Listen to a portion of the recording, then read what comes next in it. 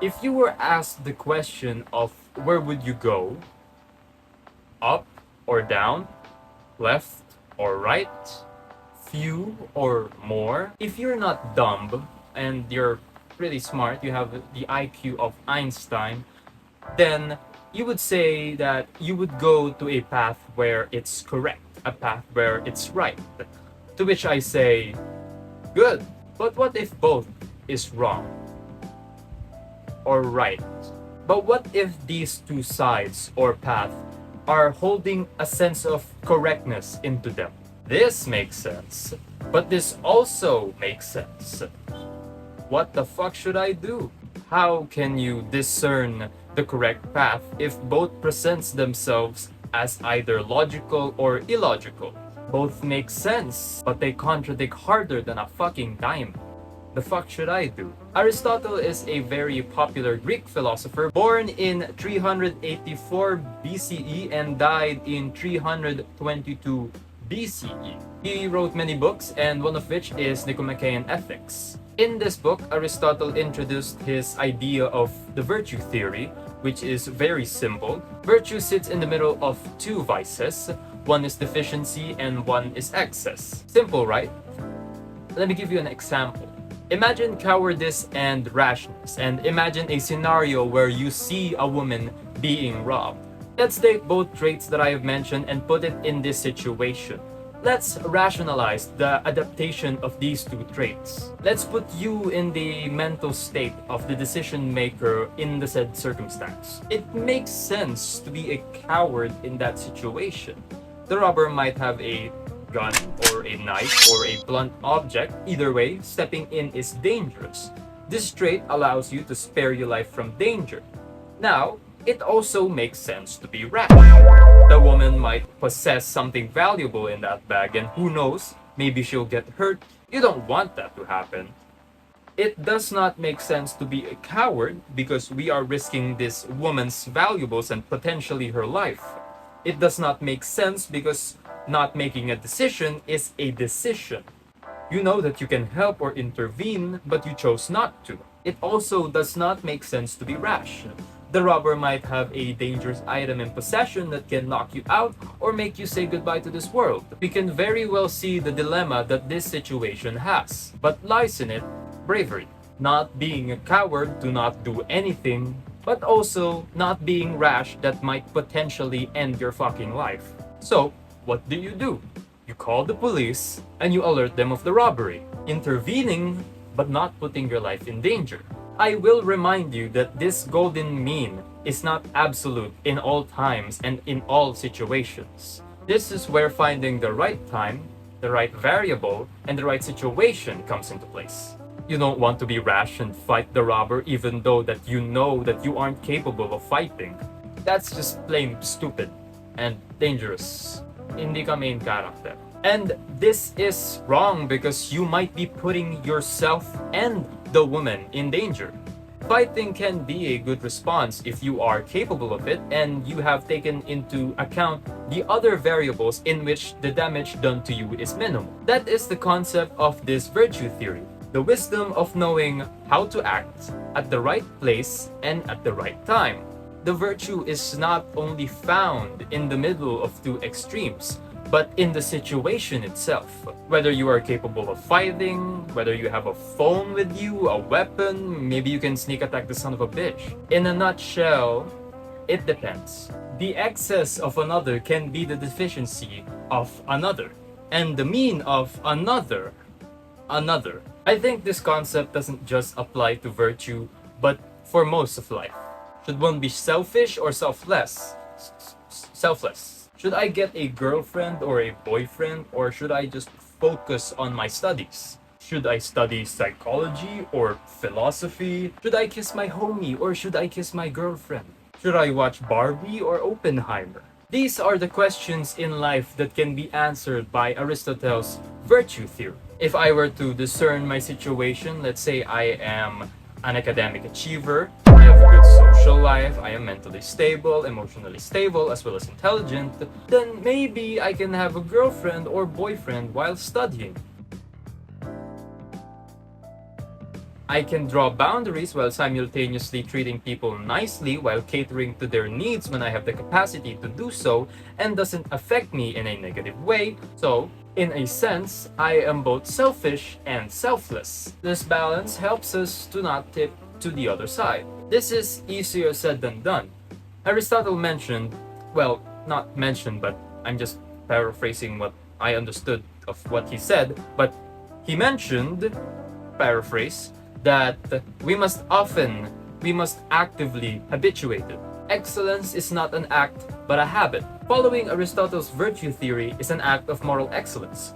But this moral excellence is not just an action, but a habit. It must be a habit. It's continually done to immerse oneself with the experience so that one day, making these decisions does not require that much mental capacity and is seemingly natural, making the virtue more plausible or likely to happen. Although this idea of balance for a lot of people can be common sense, we seem to forget or neglect the things that we have learned when we are in the situation themselves, where we have to make the decisions. It's easier to be logical when you are not in said situations. So it's important to habitually take a step back and actually see if you are adhering to this balance.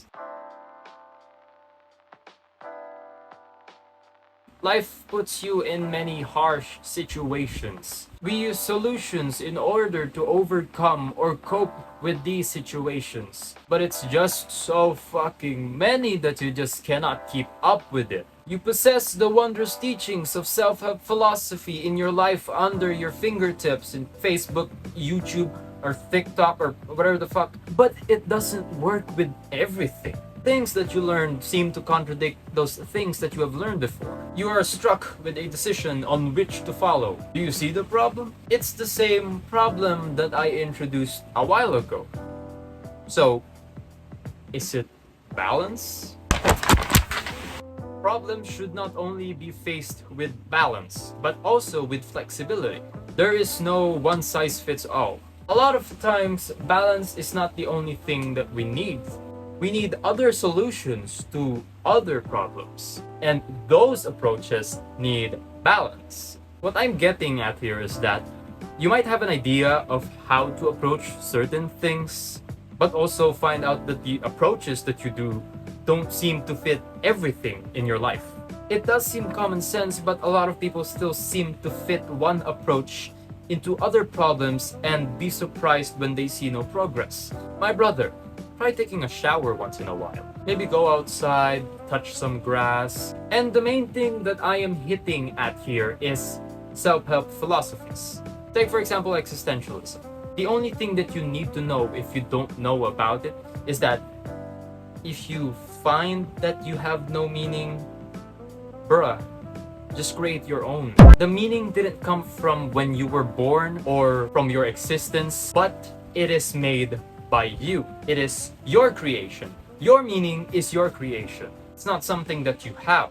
It's something that you create. Now, it seems like a great philosophy because it is. Like, woo, meaning great. Now I have something to fill the existential void in my heart. But the situation of others is merely harsh for the creation of meaning, for this journey of finding that meaning. They do not have time to find their meaning. The only thing that they will do with their time is to work, eat, and make sure that they survive. The only meaning that they will have, the only purpose that they will have is to either feed their families, feed themselves, to survive. Not everyone is Nietzsche, who, despite having a terrible illness, is rushing full cock at nihilism and believes that everyone should find their meaning. Be an Ubermensch. But people are not the same. If you think so, then we can argue that Ryan Gosling is literally me. Not everyone is capable of finding their own meaning. And Albert Camus comes in and tells us, why isn't it enough just to live? His absurdism tells us that no matter how many absurdities that we face, we must live because why the fuck not? Our existence is an act of rebellion. That despite whatever life throws at us, we flip the bird to it and say, fuck no. Now, existentialism or absurdism? Both make sense, right? So what? In a nutshell, it depends. A water matches the container that it is put into. Imagine situations, contexts, or circumstances as containers. You have to be a water in order to fill and fit those containers perfectly. What kind of life are you leading? Are you capable of finding or creating meaning? Or are you feeling more serene at just existing for the sake of existing? The answer to questions like these is what will determine your container. A container that is water, you will fit into. And in life, there are more containers to go into. And we must make sure that we adapt or be flexible to the situations that we encounter. And that, again, takes practice and maybe months or years of habitualization. In a world where we subconsciously make an either-or argument in our head, and where we repress other possibilities of other approaches, it's much easier to pick from either sides of the coin, leading us to be confused as to what to pick between the wrongs or the right. And in a world where problems are abundant, we want an easy way out. We ignore other approaches and try to fit solutions that are not compatible with other problems. We have a difficult time of being flexible because having a set of ideals that are contradicting each other can seem confusing. But in reality, they only contradict themselves with what they say, but not at the problems or containers that they are meant for. You don't have to pick between two things. You have another option. You can choose both and apply them to different sets of circumstances. Advices like this doesn't make you change. Living is an experiential thing, so as anything that goes with it, self-improvement doesn't end. We just keep getting better and better.